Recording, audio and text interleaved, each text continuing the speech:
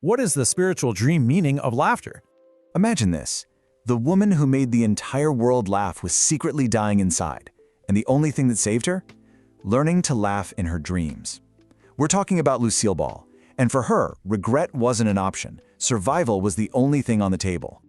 Look, we all think we know Lucy, right? The slapstick, the crazy eyes, the grape stomping, but that's not her. That's a character.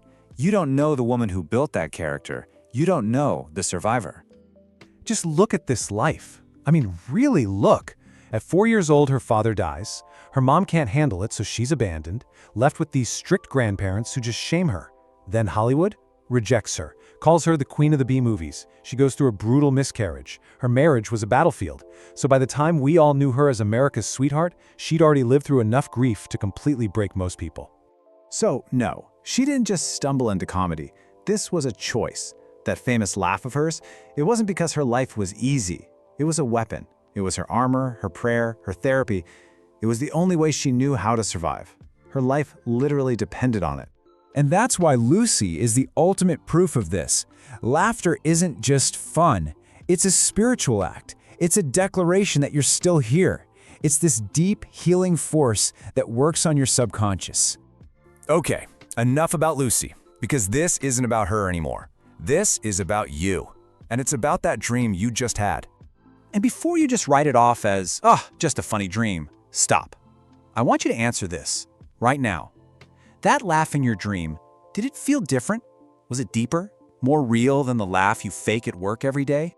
I mean, was it physical? Did you actually feel your chest opening up, a kind of release in your throat, like something that's been trapped inside you for years was finally breaking free? Don't overthink it. Just feel the answer. So what happened the second you woke up? Did you feel lighter, like a heavy blanket was just gone? Or did you wake up crying with absolutely no idea why? Okay, now this is the most important question of all. Were you laughing with someone, sharing a real moment, or were people laughing at you? Because your answer right there, that's the difference between a dream that's healing you and one that's trying to warn you. So let's break down the unspoken language here. Because this dream you had, it matters so much more than you think. Think about it. The laughter you use when you're awake, it's often a performance, right? It's a social mask. But the laughter in your dreams? Oh, that can't lie. It's not a reaction to a joke. It's an unconscious truth. It's a raw, unfiltered message straight from your soul. You know, in psychology, real, genuine laughter is basically the sound of emotional safety. It's your nervous system finally going, exhale. In a dream, this happens way below all your conscious walls and defenses. It's a signal of pure, raw security.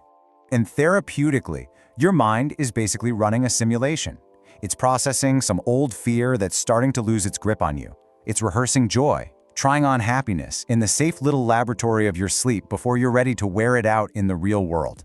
And look, this is not some new age idea. This is ancient. For thousands of years, in so many indigenous traditions, laughter in a dream is seen as sacred.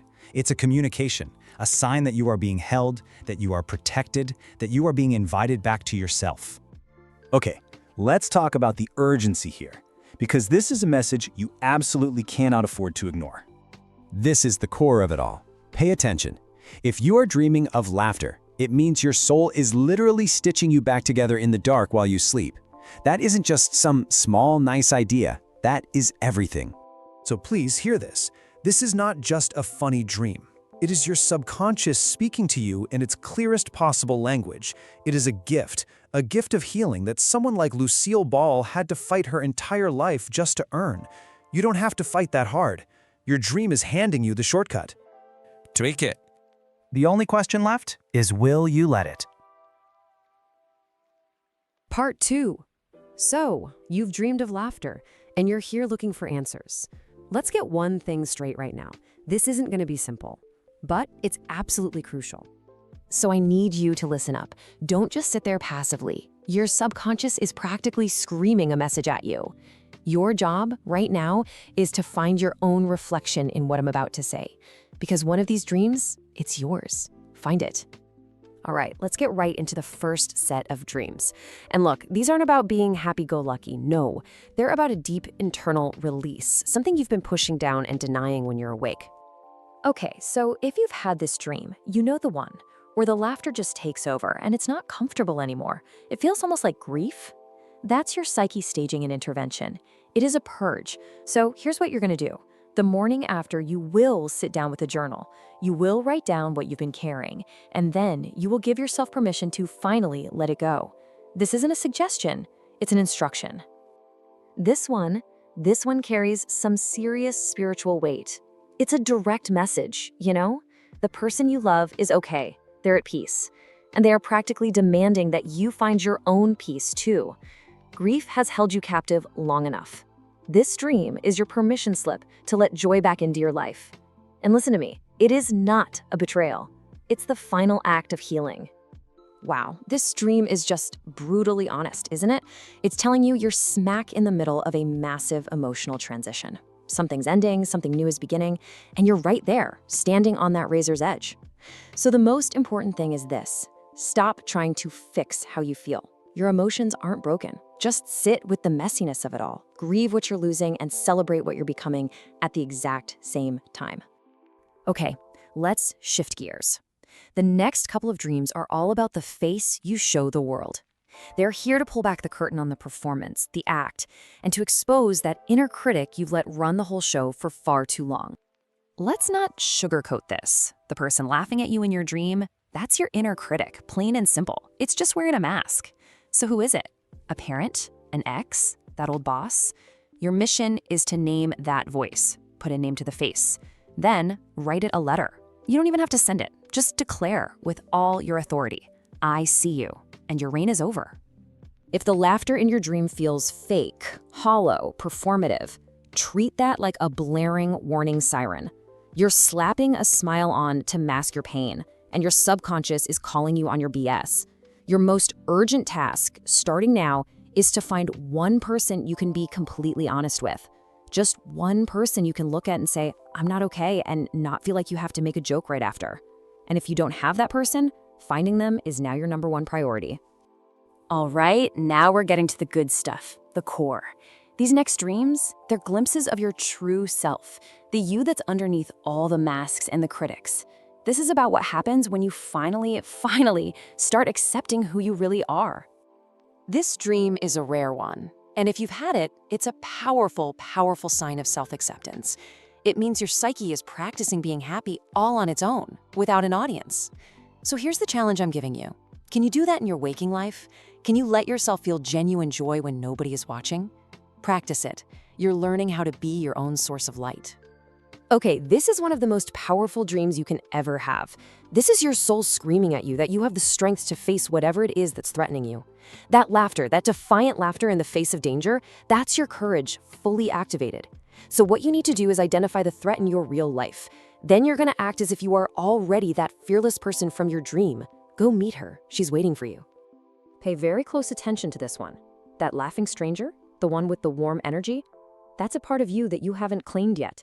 It's a freer, more unguarded version of yourself. So I want you to really describe them. What are they like? How do they move? How do they carry themselves? Now ask yourself a big question. What would change in my life if I were more like them? See? That's not a stranger. That's your potential, staring you right in the face. And now, we've reached the final dreams, the most potent ones. These don't even feel like they're coming from your own psyche, do they? They feel like they're coming from somewhere else. Because they are. These are direct communications from a much deeper source. That sound, the sound of children laughing, that is pure, creative, innocent energy. That's your inner child. And this dream is asking you a very direct question. When was the last time you truly played? I don't mean relaxing, I don't mean resting, I mean played, with no goal, no purpose, just for the fun of it. If you can't remember, your assignment is crystal clear. You need to schedule it. Like right now, immediately. She's been waiting for you. This is it. The ultimate message. It's an incredibly rare dream, basically an encounter with the divine. It's the universe itself, looking at all your self-doubt, all your fears, all your so-called failures, and just laughing. But it's not mocking you. It's laughing with this absolute overwhelming love at the sheer absurdity of the idea that you could ever be anything less than completely, utterly whole. So the next time that little voice starts telling you you're not worthy, I want you to remember that divine laughter. Let that be the answer to every single one of your doubts. And then, today, not tomorrow, today, take one single step toward that thing you've been too afraid to even want. What's it gonna be? Part 3.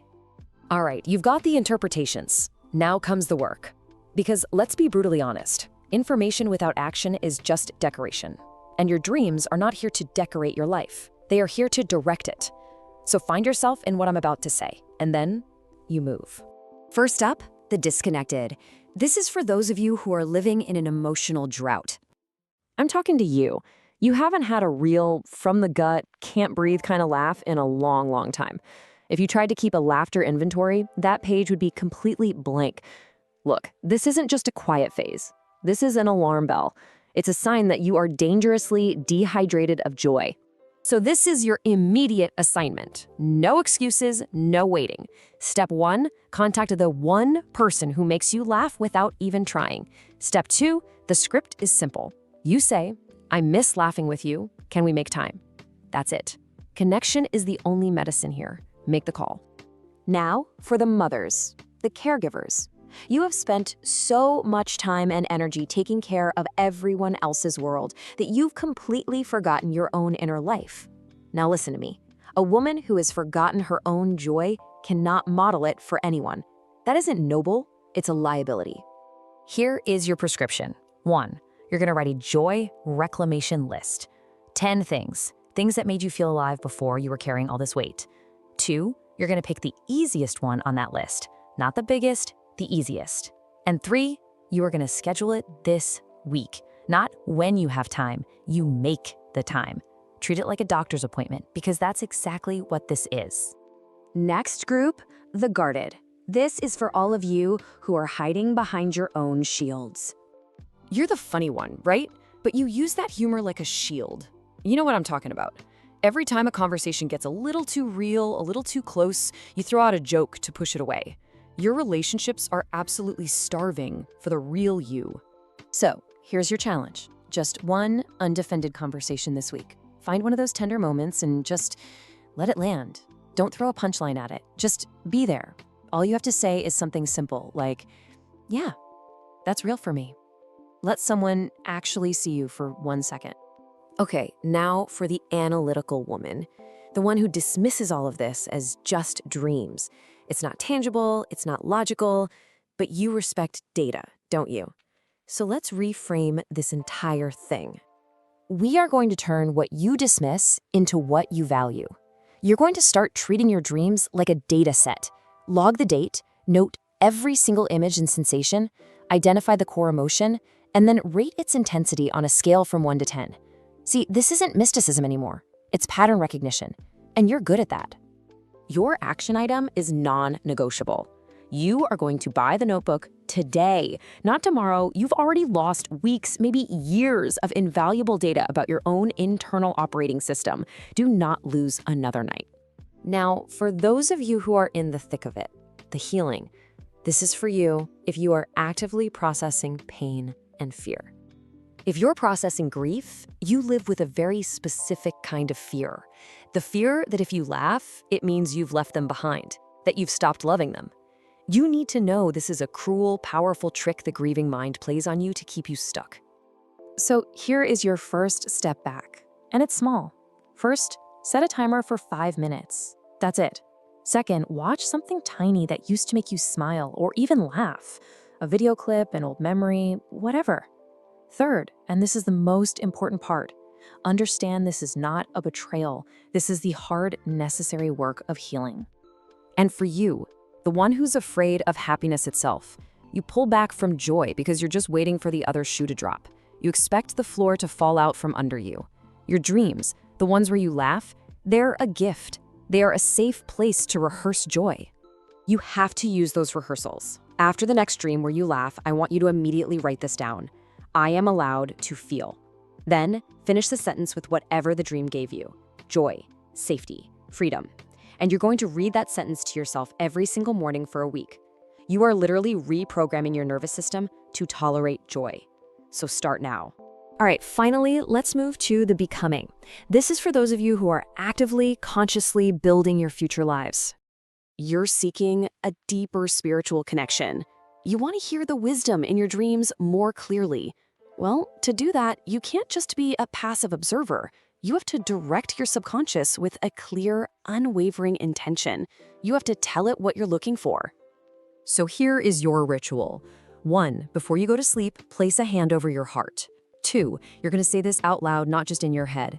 Tonight, show me what I need to understand about joy. And 3, you start tonight. Your healing doesn't wait for a convenient moment, and neither should you. And to the young woman who is still deciding what kind of person she's going to be, listen very closely. The choice to deliberately, intentionally curate a life of genuine, authentic laughter is one of the most powerful, foundational decisions you will ever make for your future self. Someone like Lucille Ball, she understood this in her bones. That laughter in grief, it's not the absence of love. It is love. It's love expressing itself in the only language that can actually survive the darkness. It is an act of defiance, an act of survival. Your joy, your laughter, it's a lifeline, not just for you, but for everyone around you. And this is the whole point. Your dreaming mind is extending you that exact same invitation. The invitation is right here. Don't sleep on it.